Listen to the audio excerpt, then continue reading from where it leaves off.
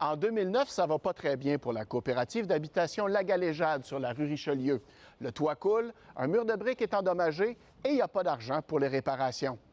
La trésorière de l'époque, Vicky Lépine, propose au conseil d'administration de racheter l'immeuble et de payer les travaux.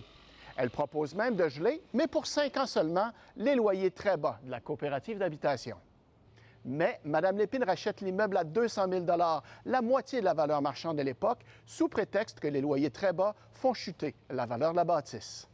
Cette transaction, faite à prix très avantageux, soulève l'indignation dans les milieux coopératifs et donne lieu à une longue saga judiciaire qui va se terminer en Cour supérieure en 2016. La Cour ne se prononce pas spécifiquement sur le fond. Elle dit simplement que le comportement de Mme Lépine n'est pas interdit. Et d'ailleurs, en parallèle, Québec a senti le besoin de modifier la loi sur les coopératives pour se donner le droit d'interdire une transaction qui serait faite à un prix désavantageux pour le parc immobilier coopératif.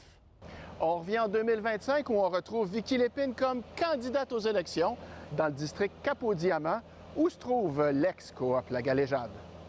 L'avocat spécialiste Raphaël Derry trouve que Mme Lépine a eu un comportement inacceptable. Le bâtiment était parti pour beaucoup moins cher que ce qu'il y aurait pu, en tenant compte là, de l'investissement public qu'il y avait eu. On a été vivement préoccupés. C'était inacceptable. Ce qu'on peut comprendre, c'est qu'il y a une disposition de la loi sur les coopératives qui a été modifiée précisément suite à la conduite de Mme Lépine. Vicky Lépine n'a pas voulu accorder d'entrevue à Nouveau Info. Mais une personne bien au fait de la situation nous dit que c'est parce qu'aucune banque ne voulait prêter à la coop à l'époque que Mme Lépine a acheté l'immeuble. Un beau geste, altruiste donc. Raphaël Derry rejette ce prétexte. Quand Mme Lépine affirme que, dans le fond, elle a fait ça pratiquement comme œuvre charitable, je suis très, très sceptique.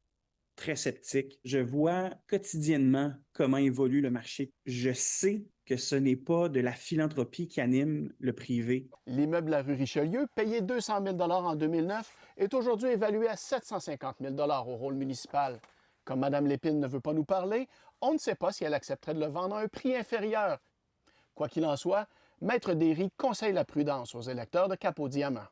De nos leaders en politique, on s'attend à ce qu'ils posent des gestes concrets pour ajouter au parc immobilier en logement social. Mme Lépine a fait précisément le contraire. Je serais très réfractaire à l'idée d'appuyer ce type de candidature-là.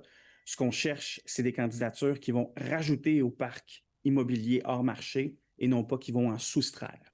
Encore une fois, pas moyen de savoir comment Vicky Lépine réconcilie la disparition d'une coopérative d'habitation avec les engagements de son parti Leadership Québec qui promet davantage de logements accessibles.